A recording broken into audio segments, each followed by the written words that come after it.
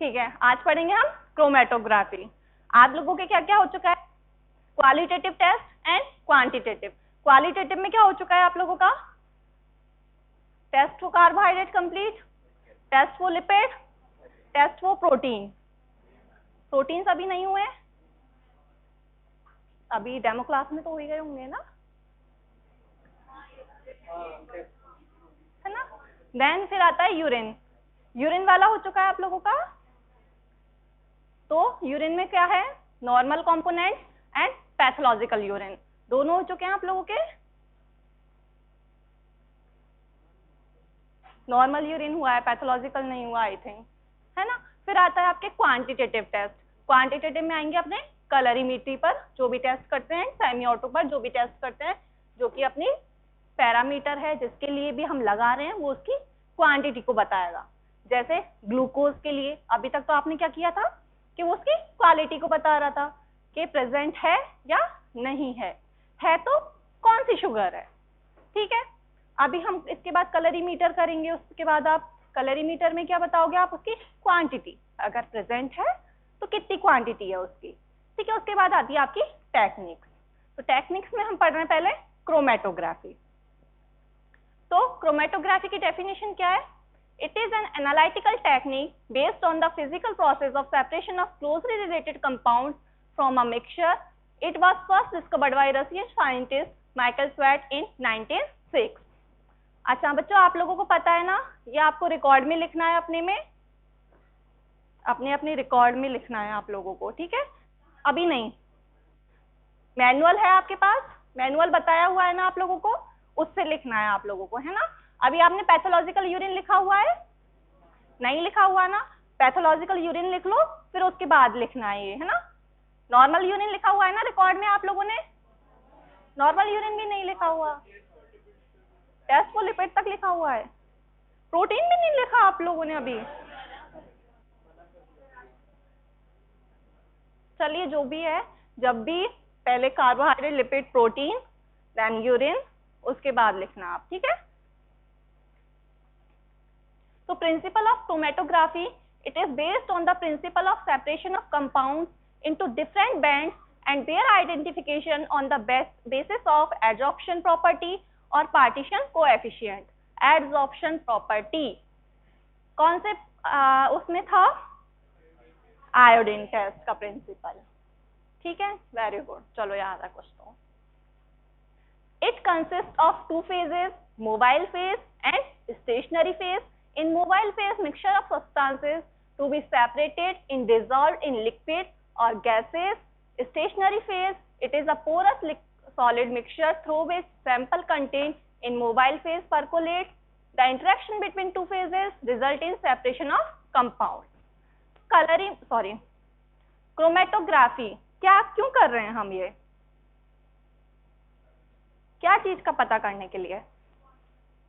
Quantity को पता करने के लिए। अच्छा, और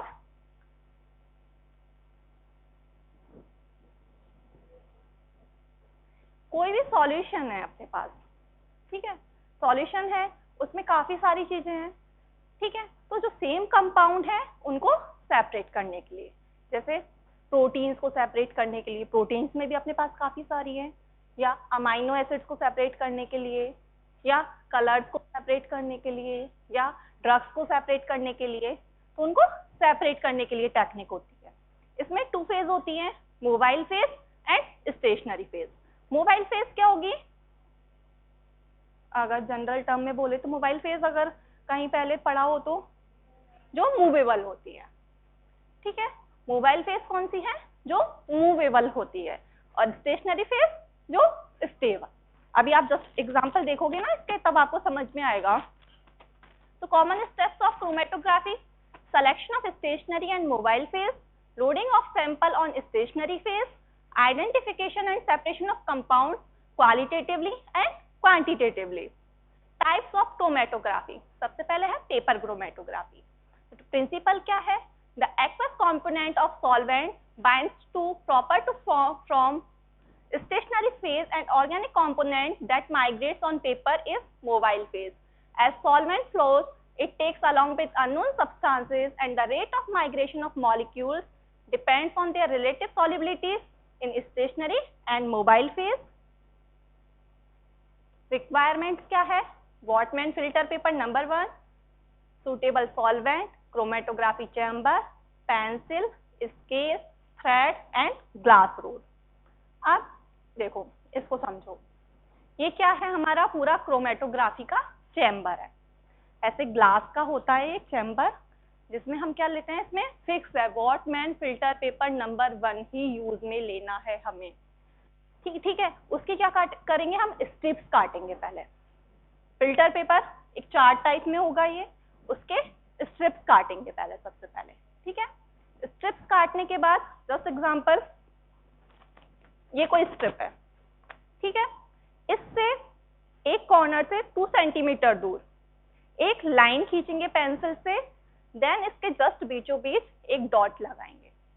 ठीक है, डॉट लगाएंगे। डॉट लगाने के बाद यहाँ पर जो भी हमें सैंपल हमें जो भी सेपरेट करना है, जस्ट एग्जांपल मैं सीरम सैंपल में कुछ देखना चाह रही हूँ, प्रोटीन्स देखना चाह रही हूँ, तो सीरम सैंपल को मैंने उस जगह पोर करूंगी। ठीक है, पिपेट से माइक्रो पिपेट यूज करूंगी, माइक्रो पिपेट से उस जगह सीरम सैंपल मैंने एस्पिरेट किया, देन इसको ड्राई करना है, फिर एक दो बार दोबारा सैंपल एस्पिरेट करना है। ठीक है, अब ये करने से पहले मुझे क्या करना है, जो ये मेरा चैम्बर है, अपना क्रोमेटोग्राफी का चैम्बर है, यहाँ पे नीचे क्या है अपना सॉल्यूशन, जो क्या है butanol, acetic acid and buffer, इससे मिलकर बना होता है। ये सॉल्यूशन डालना है मुझे कितनी देर के लिए? 24 आवर के लिए, जिससे कि जो ये मेरा चैम्बर है ये कैलिब्रेट हो जाए। ठीक है, 24 आवर के बाद जब मेरा चैम्बर कैलिब्रेट हो जाएगा, फिर मैं क्या करूंगी? स्ट्रिप्स काटूंगी वॉटमैन फिल्टर पेपर की, 2 सेंटीमीटर दूर एक लाइन खींचनी है, उसके बीचों बीच अपने को सैंपल एस्पिरेट करना है। ठीक है, देन उसके बाद क्या करना है, आपको जो वॉटमैन फिल्टर पेपर अपन ने लिया है उसको बीच में रखना है, उस पे या तो बांधने का होगा कुछ, या उसको जो भी है अलग अलग क्रोमेटोग्राफी चैम्बर में अलग अलग है, या तो थ्रेड से बांधो उसको, या कुछ रॉड होगी, रॉड से उसको ऐसे दबा के रखो। ठीक है, उसमें डिप कर देना है, आपको जो नीचे सॉल्यूशन है उसमें डिप करना है। पर कितना डिप करना है? जो अपना पॉइंट है, जो स्पॉट है जहां पर हमने सैंपल एस्पिरेट किया है, वो उससे टच नहीं होना चाहिए। ठीक है, वो रख दिया, उसको भी फिर हम 24 आवर के लिए छोड़ देंगे। फिर 24 आवर बाद क्या होगा, जो हमारा सॉल्यूशन था और क्या क्या था उसमें, butanol, acetic acid and water, वो क्या होगा वॉटमैन फिल्टर पेपर की कैपिलरीज के थ्रू ऊपर की तरफ जाएगा। ठीक है, ऊपर की तरफ जाएगा तो वो क्या होगा, जो अपन ने सीरम सैंपल सेपरेट किया, वो एस्पिरेट किया है, वो भी उनके थ्रू मूवेबल होगा, जिसकी वजह से उसमें क्या बनेंगे, बैंड का फॉर्मेशन होगा। पर वो बैंड अभी दिखेंगे नहीं। उसके बाद क्या करेंगे, हम उस स्ट्रिप को निकालेंगे, अवन में ड्राई करेंगे, अवन में ड्राई करने के बाद नीन हाइड्रीन सॉल्यूशन में उसको डिप करेंगे ऐसे, देन दोबारा अवन में रखेंगे, उसको ड्राई करेंगे, फिर हमें उसमें बैंड दिखेंगे पर्पल कलर के। ये हम प्रोटीन्स में करते हैं, ये हम परफॉर्म भी करते हैं। ठीक है, तो procedure, choice of paper, the choice of paper depends on its thickness, purity, flow rate and strength of solvent. Here Whatman filter paper number 1 of different grade is used. The paper is treated with desired mobile phase. Usually rectangular paper strip is used. Loading of sample, a pencil is drawn on paper 2 cm away from the bottom and the sample is applied on paper as a spot. Development of chromatogram. A cylindrical glass jar can be used as a chromatographic chamber. Required quantity of solvent is taken. Spotted paper is made into a cylinder by using thread and is placed in solvent in such a way that a spotted line on paper should remain little away from solvent, which moves along with sample, and the procedure is run until solvent reaches top edge of paper. At this point, the paper is removed and the solvent form is marked. Location of spot, the developed paper is kept in an oven for drying for location of spot. They are made colored by reagent called locating reagent. The locating reagent is sprayed on paper and again paper is dried in oven at 101 degree Celsius. A type of paper chromatography, one dimensional paper chromatography. There are two types, ascending and descending. Ascending, in this the paper is placed, solvent moves upward by capillary actions. In descending, here the solvent is allowed to flow down by capillary action and gravitational pull on the paper by keeping solvent at the top of chromatography chamber. ठीक है, अभी जो मैंने example दिया था वो कौन से किसका था, असेंडिंग या डिसेंडिंग का? असेंडिंग का. अभी जो मैंने एग्जाम्पल दिया था वो कौन सा था, असेंडिंग का. कहाँ जा रहा है वो, डाउन टू अप. जब अप टू डाउन आएगा वो कौन सा है अपना, डिसेंडिंग. अभी पूछूंगी ना उठा के एक भी क्वेश्चन, कुछ भी आंसर नहीं कर पाओगे, जो पिछला पढ़ा हुआ है वही. क्या पढ़ाया था पिछली क्लास में अभी?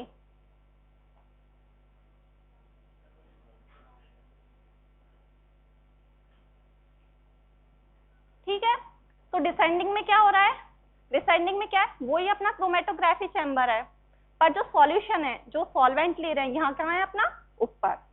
देन स्टेप्स अपन ऊपर की तरफ है, जो अपना पॉइंट, जो स्पॉट है जहां अपन सीरम सैंपल एस्पिरेट कर रहे थे, असेंडिंग में कहाँ है, नीचे की तरफ, डायग्राम देखो, और डिसेंडिंग में कहाँ है वो, ऊपर की तरफ है. नेक्स्ट होता है इसका type, two dimensional paper chromatography. Here two pencil lines are drawn at two sides of paper from the bottom and left margin and sample is loaded on the spot marked O near the pencil line meet. ठीक है, इसमें क्या करना है अपने को, एक line ऐसे लेनी है लेफ्ट साइड, एक लाइन ऐसे लेनी है. ठीक है, जहां दोनों लाइनें क्रॉस हो रही हैं उस स्पॉट के थोड़ा सा दूर अपने को सैंपल एस्पिरेट करना है, देन वैसे ही रखना है. ठीक है. Resolution front, when a mixture of compounds is allowed to pass through a stationary phase, the compound becomes separated according to their resolution front. Resolution front equals to distance traveled by substance upon distance traveled by solvent. अब ये resolution front है क्या, क्यों, क्या use है इसका? अपन ने बताया बैंड बन रहे हैं, ठीक है, बैंड बन रहे हैं, सेपरेट हो रहे हैं, पर हमें कैसे पता चलेगा ये बैंड किसका है? अब रेजोल्यूशन फ्रंट क्या बता रहा है, जो अपन ने लाइन खींची है 2 सेंटीमीटर दूर, उससे कितनी डिस्टेंस है जो भी सॉल्वेंट और सब्सटेंस में गया है, उसकी कितनी डिस्टेंस है. ठीक है, तो रेजोल्यूशन फ्रंट हर एक कंपाउंड के लिए फिक्स है. अपन ने मेजर किया, जैसे एग्जांपल लेके बात कर रहे हैं, 2.5 आया, और 2.5 होता है, एग्जांपल लेके चल रही हूँ बस, ये मत बोल देना एल्ब्यूमिन के लिए इतना ही बताया था, एग्जांपल दिया है मैंने बस, है ना. 2.5 जैसे एल्ब्यूमिन के लिए होता है, 3.5 ग्लोबुलिन के लिए होता है. अब मेरा एक बैंड में आया 2.5, दूसरे बैंड में आया 3.5, तो मैं पता कर सकती हूँ ये किसके लिए, एल्ब्यूमिन के लिए होगा, ये ग्लोबुलिन के लिए होगा. या फिर मेरे पास एक बैंड बन रहा है 2.5 पर, एक बैंड बन रहा है 3.5 पर, तो पता चल जाएगा इसमें क्या है, इधर एल्ब्यूमिन है, इधर ग्लोबुलिन है. ठीक है, तो ये जो अपनी आरएफ वैल्यू है हर एक कंपाउंड के लिए फिक्स होती है. अगर आरएफ वैल्यू हमें पता है इस कंपाउंड के लिए इतनी है, तो हम बता सकते हैं ये वाला कंपाउंड ये होगा. Thin layer chromatography, the principle is the same as paper chromatography. Here in place of paper, an inert substance or slurry of absorbent like silica gel, sodium acetate or cellulose is applied to glass slide as thin layer and used as stationary phase. Its procedure is also as paper chromatography. However, thin layer chromatography is faster comparatively. ठीक है, इसमें क्या करना है, वहाँ हमने क्या लिया था, वॉट्समैन फिल्टर पेपर, यहाँ क्या ले रहे हैं, हमें ग्लास स्लाइड ले रहे हैं. ग्लास स्लाइड पे थिन लेयर, एक बहुत पतली लेयर किसकी हो सकती है, सिलिका जेल की हो सकती है या किसी और की हो सकती है. सेम वो हमें वैसे ही उसमें जो भी हम सॉल्वेंट ले रहे हैं उसमें रखना है, उसके बीच में सीरम सैंपल एस्पिरेट करना है. प्रोसीजर पेपर क्रोमेटोग्राफी जैसा ही रहेगा. नेक्स्ट आता है high performance liquid chromatography. It is basically improved form of liquid chromatography. Principle: in high performance liquid chromatography, solvent is allowed to drip through a column under gravity, but under high pressure of up to 400 atmosphere. This high pressure increases performance of chromatography. That's why it is called as HPLC. ये है अपनी HPLC. ये अपन test भी लगाते हैं बहुत से HPLC से. ठीक है. अब इसमें क्या है अपना, ये क्या है, सॉल्वेंट रिजर्वियर, जहां पर अपना मिक्सचर है किसका, butanol, acetic acid and water. ठीक है. नेक्स्ट क्या है, पंप, जो प्रेशर को मेंटेन करता है. नेक्स्ट क्या है, इंजेक्शन, जहां हम सीरम सैंपल या जो भी हमें सेपरेट करना है वो इंजेक्ट करेंगे. ठीक है. थर्ड है अपना कोलम. कोलम में क्या है अपने, स्टेशनरी फेज. स्टेशनरी फेज से अपने जो मोबाइल फेज है क्या होगी, मूवेबल होगी. नेक्स्ट क्या है, डिटेक्टर, जो नेक्स्ट क्या है अपनी डिवाइस. डिटेक्टर उसको डिटेक्ट करेगा कितना है और डिवाइस पे हम उसको रीड आउट करेंगे. किसके थ्रू, क्रोमेटोग्राफ, जो ग्राफ बन रहा है उसके थ्रू. तो instrumentation and procedure of HPLC: solvent reservoir, mobile phase is placed in a glass vessel, polar or non-polar liquid components whose respective zone is varied depending on composition of sample. Pump: it aspirates mobile phase from solvent chamber and forces it to pass through systems column and detector.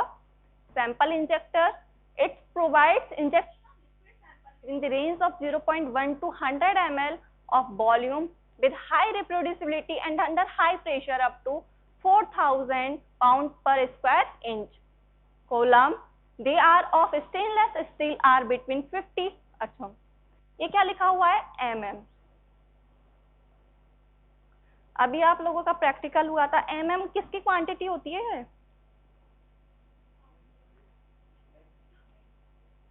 क्या बोलते हैं इसको, millimetre. Metre क्या, किसी की length ही तो cover करेगा. हाँ, आप लोगों ने क्या लिखा है, फ्लास्क में, फ्लास्क में हम किसी की लेंथ कवर कर रहे हैं, वॉल्यूम कवर करेंगे. ml होना चाहिए या माइक्रोलीटर होना चाहिए या लीटर होना चाहिए, हमने वहां क्या लिखा है, mm या metre.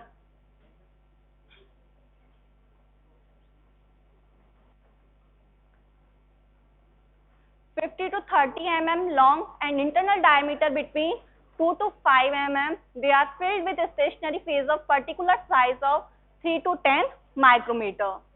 Detector: it is located, ठीक है, कॉपी देखेंगे तब देख लेना. It is located at the end of column and detects analytes as they elute from column. Data collection device: signals from detector may be collected on chart recorders. It is usually a complex with integrates response of detector to each component and place it on chromatograph which is easy to read and interrupt. Applications क्या क्या हैं इसके, in urine and antibiotics analysis in blood, analysis of bilirubin and biliverdin, detection of endogenous peptides in CSF, quantification of drugs in biological sample, identification of steroids in blood and urine, determination of cocaine and other drugs in urine and blood. There are some types of chromatography. Application of different chromatographies: they are used for identification, purification and qualitative analysis of molecule. Paper chromatography is used for separation of amino acids. Thin layer chromatography is used for separation of drugs, serum, lipid and fatty acids. Affinity chromatography is used for purification of antigen, antibody and enzymes. HPLC is commercially used for isolation, purification of drugs, vitamins and steroids. Thank you. बहुत छोटा सा topic था.